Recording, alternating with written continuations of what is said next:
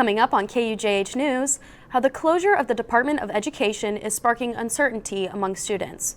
Autism Awareness Month and how it hits close to home for a KU baseball coach. This life is not, it's not about us, it's about what we do. Plus, how the KU community is saying thank you. Live from the studio in Stauffer Flint, this is KUJH News. Good morning and welcome to KUJH News. I'm Charlotte James. And I'm Tyler Bermundo. The KU Student Senate General Assembly passed the bill on March 26th to fund student services and reduce funding for the University Daily Kansan. KUJH's Milena Hesterly has the details on the implications for the UDK and its staff. Last Wednesday, the UDK requested flat funding of $364 per student to maintain its paid staff, but received only $1.50.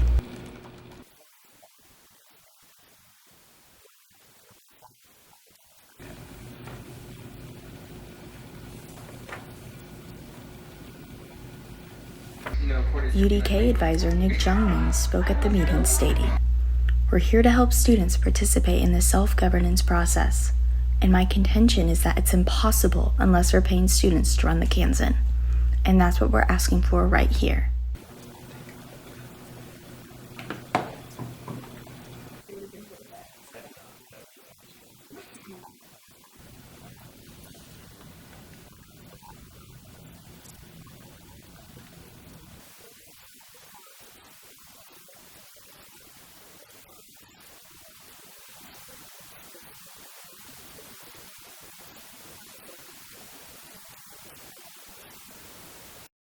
Thank you, Milena. It's important for students to have these conversations. We will monitor the situation closely. The next meeting is on April 9th at 6:30 p.m. in the Alderson Auditorium on the 4th floor of the Kansas Union. President Donald Trump signed an executive order 2 weeks ago to dismantle the U.S. Department of Education. The executive order will impact students from kindergarten to the university level. This includes KU students who plan to pursue a career in education. Lily Schutzenhofer sat down with education students to hear about how this may impact their futures. Here at the University of Kansas, the School of Education creates the teachers of tomorrow. But with the threats to the Department of Education taking away funds from public schools, future educators fear what may happen to their schools. I think the fear is not necessarily not having a job, because I think there'll always be a need for teachers, but I think that with the Department of Education closing, it kind of takes away very important pieces of schools that not a lot of people think about. There's so many working parts that make a school run. Some schools for kids that really deserve to have an education might be taken away from them. Special education programs within public schools will also feel the repercussions of these actions, as their funding is likely to go down. Special education teachers fear that without federal support, their programs may cease to exist. Right now there's just a lot of waiting and seeing what policies are being put out and what is changing to know how we can best support the students that we're working with, while knowing that changes are going to come and we're not sure what things are going to look like and how things are going to be funded, but we're going to try our best and see from there. The most impacted schools of these cuts will be Title I schools. These schools rely on federal funding to support students from low-income families. Some schools have already seen the effects of these cuts. Experiences like field trips, which has already seen to be a consequence of some funding that they've already done with the Department of Education. I was supposed to go on a field trip with a 5th grade to a place called Starbase. They were no longer able to go to the field trip. It's a highlight of 5th grade, so everybody was pretty upset. And I think that with the end of the year approaching in May, the next school year is very uncertain, and I think that scares a lot of people. While the future is unknown for the U.S. Department of Education, teachers remain hopeful that their future will remain in education. For KUJH News, Lily Schutzenhofer. As concerns continue to grow, many educators say they will keep advocating for public education funding. We will continue to follow this story more as developments unfold. When you were a freshman, did you have trouble spending all of your dining dollars by the end of the school year? KUJH's Ashley Updike tells us about the new dining plan options available to students next fall. KU Dining will change their meal plans from a declining balance to a set number of meal swipes beginning in the fall of 2025. The current declining balance plans have caused students to struggle to spend all of the money on their dining plan before the end of the year, and that money won't carry over to the next school year.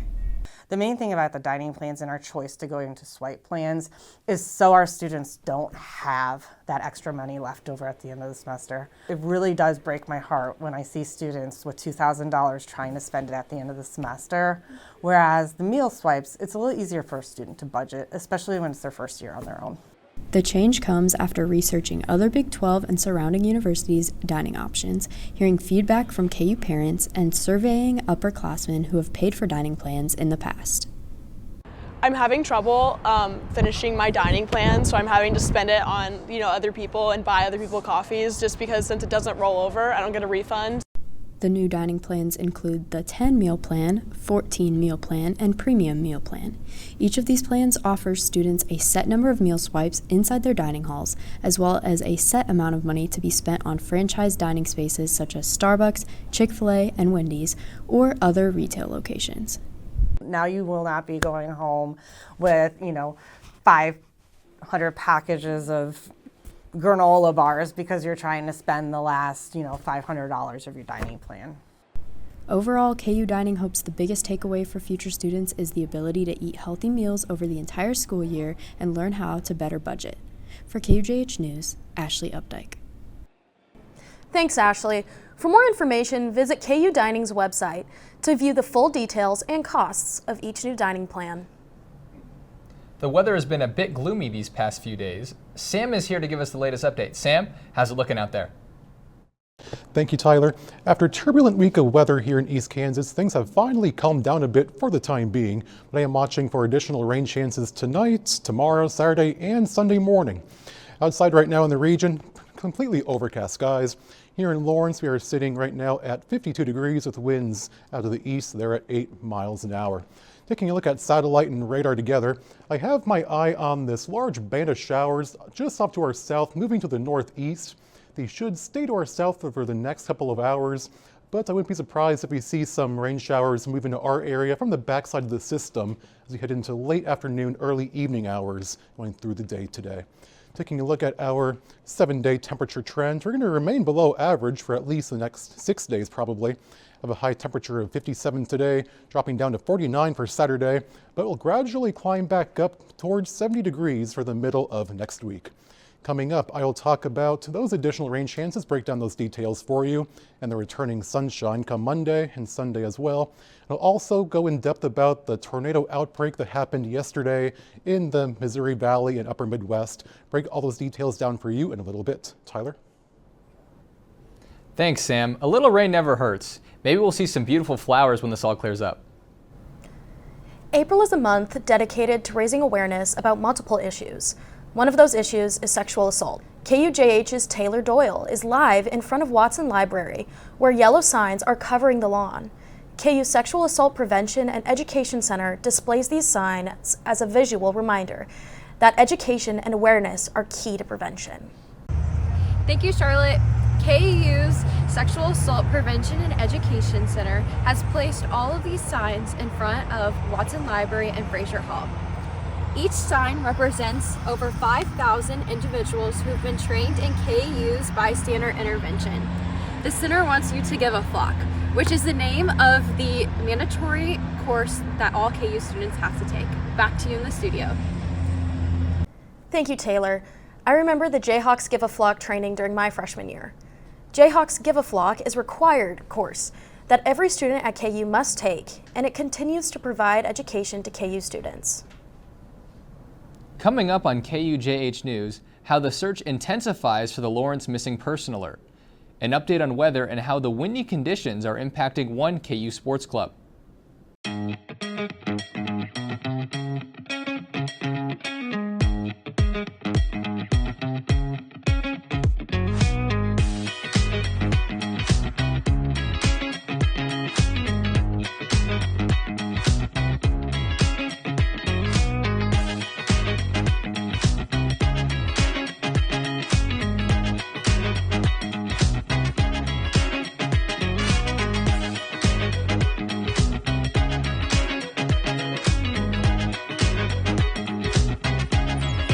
National champions deserve a clean campus.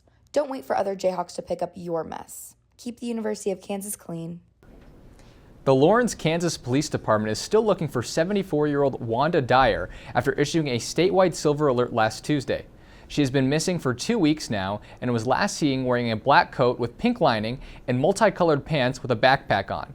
Sergeant Drew Fenley of the LKPD Public Informant Officer told the U.S. Police Department is concerned because Dyer has cognitive disabilities and could be a risk to herself. However, she is not a danger to others. But the thing we want people to keep in mind is she's not a dangerous person. This isn't like we're tracking a homicide suspect or something like that. If you think you see her, just talk to her. Hey, are you Wanda? And if it is her, then great, hang out with her, call 911, let us know. The community has created a Facebook page called Bring Wanda Home to organize volunteer searches and to report possible sightings. If you have any information on Wanda Dyer's whereabouts, the LKPD urges you to call dispatch immediately at 785-843-0250. The university isn't the only school adjusting to President Trump's executive order to dismantle the Department of Education last week. Lawrence Public Schools prioritized preparations and budgeting during a school board meeting to address the impending changes. Absolutely. We know that we do not know. This was the theme for a Lawrence Public School Board meeting last week, as many questions remain up in the air after the Department of Education will possibly be dismantled. At Lawrence Public Schools, government funding goes into operating funds, one of 3 budgeting categories. Also concerning government money already spent might need to be returned. While returning a shirt like this with a card like this to a store is a simple task, returning money spent from a federal grant is not as easy. We already have spent that on the Centegix Crisis Alert System and some AEDs throughout the district. If we do need to return that money for 24-25, we will need to use capital outlay money. Capital outlay has a cash balance that covers various costs in the district. Knowing that not all projects will be completed, the budget fluctuates, allowing LPS to pay back the money spent if government grants need to be returned. Besides the $140,000 grant already spent, an additional $100,000 grant awarded is on hold, but will also be paid by capital outlay if the money is rescinded. It'll be our job to innovate, to streamline our resources directly to schools and classrooms. This will be our repeated and ongoing effort moving forward every day. The LPS board will continue working to ensure the best for both staff and students. For KUJH News, Jonah Kahn. Jonah, thank you. Many factors, like government aid, students enrolled, and inflation, affect the budget which the school board is monitoring. My weather app said it's predicted to rain for the next 3 days. Yeah, craziness. It's been pretty cloudy lately, but you know, the saying is April showers bring May flowers. Sam is back in the studio to let us know about the weather ahead. Sam, what do you have for us? Thank you, Tyler. Yes, you're right, and we're going to have plenty of rain start to initiate that process. Again, taking a look at radar again back onto our south, how that line of showers gradually lifting off to the northeast. You may see a couple of the bands in the back edge of the system come by our area. But the main story right now is the flood risk out to the east. All of this yellow shaded in area stretching all the way from Texas up to Ohio is a flash flood watch. They're going to get all this band of showers today, then more over the coming days as well. That's something to keep your eye on if you're going to be heading out over into that area. And this leading edge of storms is along the main cold front that caused the severe weather yesterday. Smaller secondary cold front back behind it, bringing the showers back by us. But up north of here, the high pressure system. So we're almost in the clear, but not quite, and that'll be the case for the coming days. Taking a look at temperatures, we're at 53 degrees here in Lawrence, 54 down in Ottawa, 51 up in Tonganoxie, and 53 over in Topeka. We will not climb much more than this for a high temperature today, settling down around the 57 degrees for a high later on this afternoon. Going through the next couple of hours, those clouds will remain overhead, but small chances of showers will begin around 4 p.m., sticking through the 8 p.m. time frame and then into overnight. As again, with the temperature around 57 degrees at 4 p.m., cooling off to 54 come 8. Overnight tonight, we'll have a low around 46 degrees with a 30% chance of showers. That chance will gradually increase as we get into the day tomorrow with that wind east at 5 to 7 miles an hour. Now let's put the radar into motion, see what it might look like going from midnight tonight through midnight Saturday morning. Or actually this is today, my bad, noon today through midnight tonight. Again, small chance for some sprinkles, but for the most part, the bulk of it will be down off to our south and southeast. Now for the weekend, 56 degrees tomorrow with a good chance of rain. Saturday, 49 with a 40% chance. Then Sunday could see a couple little sprinkles in the morning, but probably not anything that'll impact any Sunday plans. With the wind gusts being a factor primarily Saturday, but also could be a few strong gusts tomorrow as well. Now we will look at here Friday through Saturday. And we'll see the showers start to lift up early tomorrow morning, mainly into our area, through the early morning, through the afternoon, all day tomorrow for the most part. The main story will probably be the potential for more severe weather down in Arkansas. And come Saturday afternoon and evening, it'll gradually start to leave our area. Taking a look at a 7-day forecast here. 57 for the high temperature today, 56 tomorrow, with that greater chance of showers entering our region early tomorrow morning. But then as you get past the rain on Saturday, maybe into Sunday morning, those clear skies will return and those temperatures will start to ramp back up close to the high 60s and 70 degrees. Tyler? Thanks, Sam. I may need to cancel my weekend golf plans. Oh, I know. It looks, according to Sam, it sounds like the weather's going to be not as bad as we were expecting. One KU sports team that has been paying close attention to the weather is the KU Frisbee Club. Emma Crouch gives us a look at the KU Ultimate Frisbee Club's free state classic tournament and how they have adjusted to the weather conditions.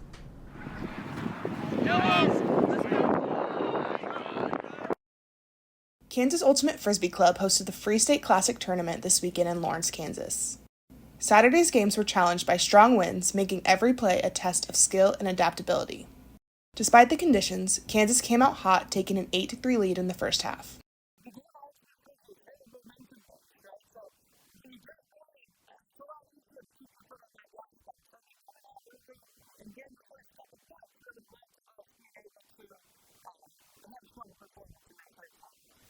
The team continued to control the game in the second half, finishing with a 15-3 victory in their first game of the tournament. This win did not come without its challenges. As the wind shifted throughout the game, both teams had to adjust their strategy on the fly.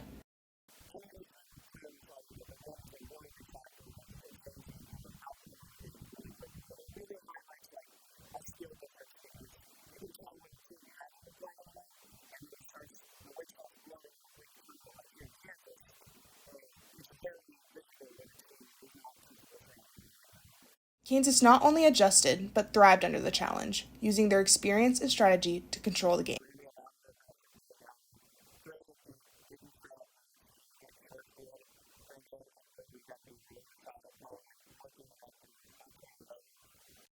With their ability to adjust to the shifting winds, Kansas showcased their depth and resilience. Emma Crouch, KUJH. Thanks, Emma. Looks like an exciting season is ahead. Stay with us for more sports updates after the break. Coming up next on KUJH Sports, the latest transfer portal news, plus how climate conditions impact the flight of a golf ball.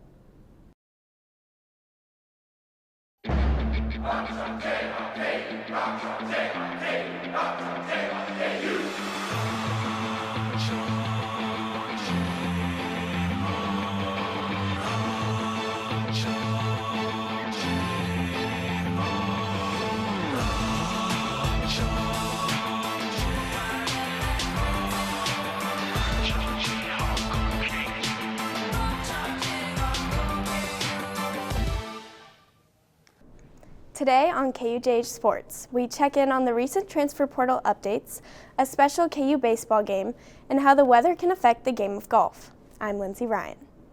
There have been several changes to the KU men's basketball team since the transfer portal opened last week. The first player to enter the portal was veteran Zach Clements after spending 4 years in Kansas. Flory Badunga was the next to announce his decision. Badunga was a 5-star recruit coming out of high school and played in all 34 games for the Jayhawks this season. Rylan Griffin, Diggy Coit, and Raquise Passmore are also leaving Kansas after just their first year in a Kansas uniform. And as of just 1 hour ago, AJ Storr announced he will also be entering his name into the portal. Kansas now has 0 remaining scholarship players from the 2024-2025 team. The portal will remain open until April 22nd, giving Self and Kansas time to recruit and fill next year's roster. Sports can be a time for competition, but also a way to bring people together. KU Baseball had the opportunity to do just that, and Tyler and Caden have more. Some things are bigger than baseball. April 2nd is World Autism Day, and KU is set to take on South Dakota State in the 3rd annual Autism Awareness Baseball Game, which was started by Coach Dan Fitzgerald when he took the reins in 2023. KU will wear Autism Awareness hats and jerseys for the game today. There were ceremonial first pitches as well as mini managers at the home plate meeting before the game. The stadium noise was shut off 15 minutes before game time and gradually got louder every single inning. We talked to them about in one of those things that this life is not, it's not about us. It's about what we do with the skills, gifts, and abilities that the Lord's blessed us with. And so this is just a special way for us to do that and hopefully bring some awareness and education. 1 in every 36 kids is diagnosed with autism. For Fitzgerald's 13-year-old son, Max, that stat hits close to home. Max is one of the key reasons that the Jayhawks started this annual autism awareness game. I'd say this about Max. He's the freest human being I've ever met. He is you talk about, I talk to the guys all the time about living in the moment and not racing ahead, and no one does that better than Max. It's not only Fitzgerald. Some players have their own connections to people with autism. We had a person with a disability that was always around our dugout. Everyone in the team loved him. We all embraced him. He was awesome, and I'm glad I can help play for a cause now. Kansas defeated South Dakota State by a score of 10-7. The day was led by quite a few runs and a lot of pitching. Kansas will face UCF in a 3-game series starting this Friday. For Tyler Brumondo and KUJH News, I'm Caden Lecce.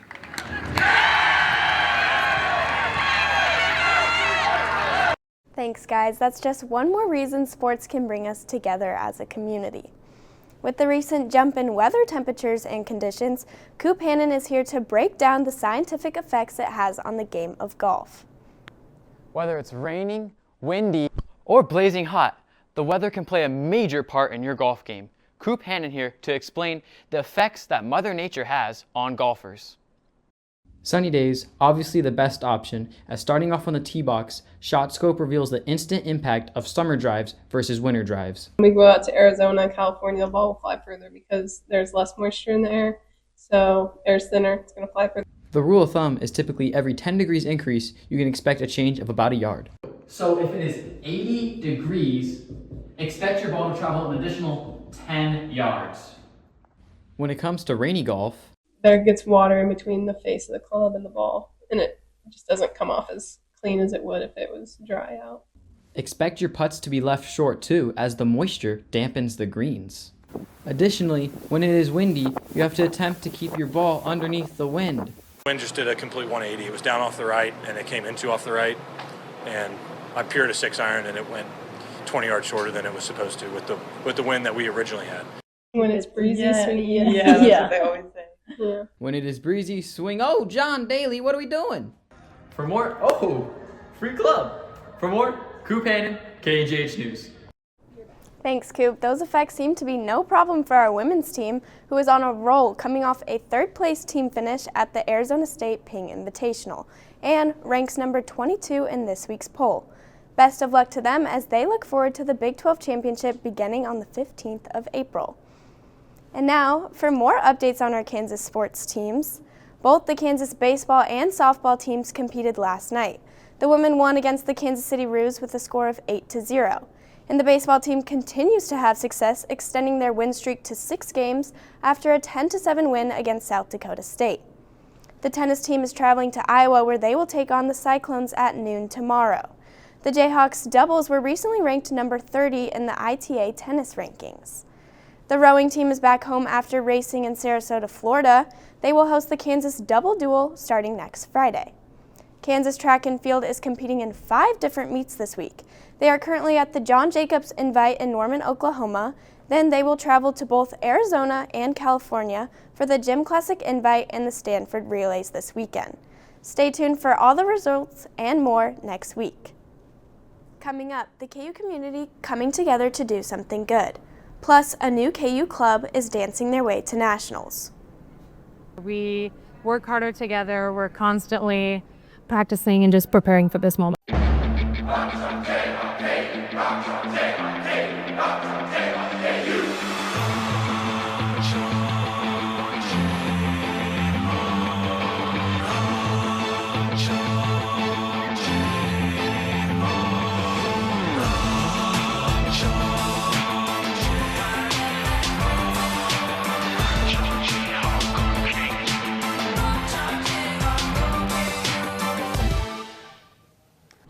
The KU Dance Alliance may be one of the newest sports clubs at KU, but they're already making a name for themselves. KUJH's Caleb Beasley has more on how the team came together and what it takes to prepare for the big stage. The KU Dance Alliance is one of the newest KU sports clubs, and they're already headed to their Indian National Dance Tournament in Daytona Beach, Florida next week. Club President Molly Richardson explains how the club started. The club KU Dance Alliance originally started in 2024, and the original intention behind it was, I remember I came from Johnson County Community College, and I was coming to KU and I was searching for different dance opportunities, and I just didn't find that there was a whole lot of variety, and I wanted to create a space for dancers who are kind of lost in their dance journey, but they're coming to KU searching for that opportunity to fill their void. Dance Alliance member Ava Rubel shared why she is a member. I decided to become a member of the club because I really wanted to continue dancing while in college, and it was just a really great opportunity. So being able to be on a team in college that isn't a huge commitment, but it's still something that it takes up a lot of my week was really important to me, and also to be able to compete. Vice President Hannah Cinco explained what it's like preparing for their nationals. Stressful. Since I'm vice president, we have just a lot of things. It's crunch time.